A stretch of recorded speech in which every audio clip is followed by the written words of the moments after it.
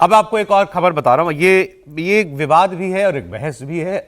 ये बहस हमारे देश में पहले भी हुई है माइनॉरिटी इंस्टीट्यूशन की, लेकिन माइनॉरिटी इंस्टीट्यूशन इस बार दूसरा माइनॉरिटी है। ये हिंदू माइनॉरिटी वाला मामला है। हिंदू माइनॉरिटी इंस्टीट्यूशन में मुस्लिम बच्चों को कितनी जगह मिले और हिंदू बच्चों को कितनी जगह मिले। मामला जम्मू कश्मीर के वैष्णो देवी मेडिकल कॉलेज का। अब हिंदू संगठन यहां पर प्रदर्शन कर रहे हैं, आप देख रहे हैं गेट पर जाकर के खूब हंगामा भी हुआ कल कि यहां इस कॉलेज में 90% कश्मीरी मुसलमानों को एडमिशन दे दिया गया। इसको लेकर हिंदू संगठन नाराज है। नाराजगी किस बात की है कि ये माता वैष्णो देवी श्राइन बोर्ड की तरफ से जो भी ट्रस्ट जो बना हुआ है और जो माता वैष्णो देवी दरबार को जो चंदा मिलता है उसी चंदे से ये मेडिकल कॉलेज चलता है। इसमें सरकार का कोई पैसा नहीं जाता, गवर्नमेंट एड इस कॉलेज को नहीं मिलता। मतलब ये शुद्ध हिंदू आस्थावानों के माता वैष्णो देवी के चरणों में चढ़ाए चंदे की वजह से ये कॉलेज बना और उसी से इसका रखरखाव होता है। अब इस साल जो लिस्ट निकली काउंसलिंग के बाद एडमिशन की, तो उसमें ये पाया गया कि 90% जो एडमिशन थे वो कश्मीरी मुस्लिम बच्चों के हो गए, उनका नाम काउंसलिंग के अंदर आ गया। मैं इसका आपको डेटा देता हूँ। 50 सीटें हैं इसके अंदर और 42 जो हैं वो कश्मीर के थे, कश्मीरी मुस्लिम बच्चे थे।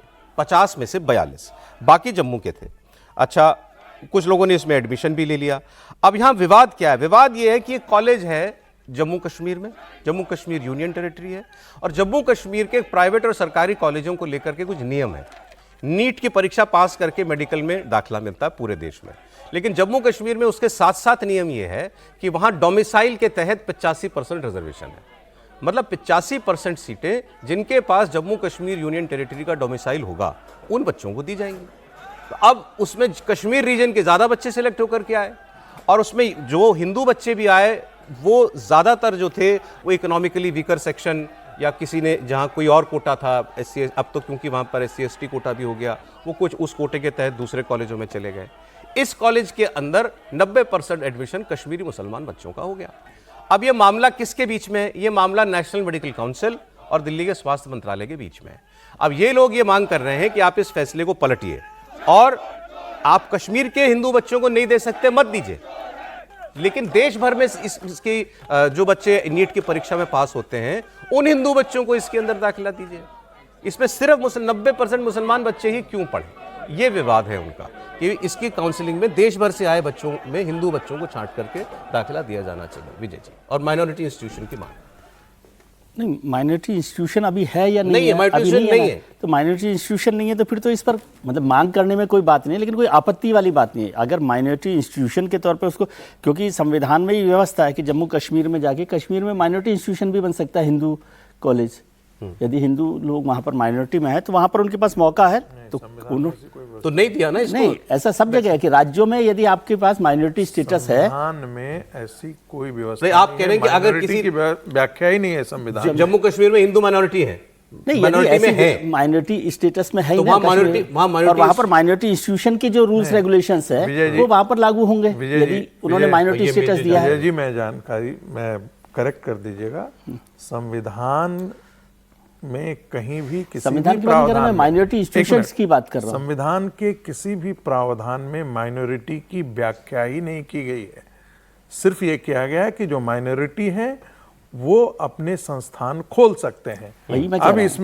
अब इसमें एक कल्चरल लिंग्विस्टिक माइनॉरिटी और रिलीजियस माइनॉरिटी, दो ही माइनॉरिटी है। कल्चरल माइनॉरिटी जैसी कोई है और ये रिलीजियस माइनॉरिटी में अभी नहीं इस चीज को रिकॉग्नाइज किया गया है कि यहाँ पर रिलीजियस माइनॉरिटी के तौर पे होंगे। मैंने इसलिए कहा, मैं संविधान नहीं आप बोल और कुछ, क्योंकि वो तो विश्वविद्यालय को जानते हैं। मैं ये कह रहा हूँ कि माइनॉरिटी इंस्टीट्यूशन के तौर पे यदि वो रिकॉग्नाइज है नहीं, तब नहीं है, तो ये तो फैक्ट ये कह रहा हूँ यदि है तो फिर तो उनकी मांग हो सकती थी। ये अगर नहीं है और वो माइनॉरिटी स्टेटस चाहते हैं, उसका एक उपाय है। नहीं सुनिए, तो उपाय नहीं, उन्होंने जो मांग की थी वो सुनिए। इन्होंने सेंटर से, मतलब केंद्र सरकार से और नेशनल मेडिकल काउंसिल से, इस कॉलेज की अथॉरिटीज ने ये कहा कि आप जो नीट का सेंट्रल पूल तैयार हुआ है, मतलब पूरे देश से जो लिस्ट तैयार हुई है उत्तीर्ण बच्चों की, उस लिस्ट के तहत एडमिशन हमें लेने दीजिए। लेकिन वो तो लेकिन वो बात नहीं मानी गई उनकी। नहीं, वो तो होगा ही नहीं ना। वो तो और कॉम्प्लिकेटेड काम है, क्योंकि जम्मू कश्मीर को इसके बाद भी आर्टिकल 370 को एब्रोगेशन के बाद भी वो स्टेटस को बकाए रखा है, और वो जम्मू कश्मीर के लोगों के लिए फायदेमंद है। आज एक कॉलेज को लेकर ये बात हो रही होगी, या तो पर्टिकुलर एक इंस्टीट्यूशन की बात, एक इंस्टीट्यूशन के लिए तो नहीं हो सकता, या तो जम्मू कश्मीर के लोग मान जाए कि भाई डोमिसाइल रिजर्वेशन नहीं चाहिए उन्हें।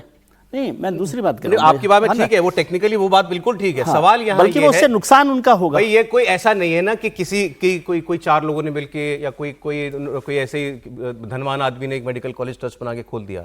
ये वैष्णो देवी श्राइन बोर्ड का कॉलेज है। ये मामला इसीलिए त्रिपाठी जी, क्या ये एक लाइन की मांग ये है, हिंदू पैसे से कॉलेज चलता है, 90% मुसलमान बच्चे पढ़ रहे हैं, हिंदू बच्चे पढ़ने चाहिए इसमें, ये मांग गलत है क्या?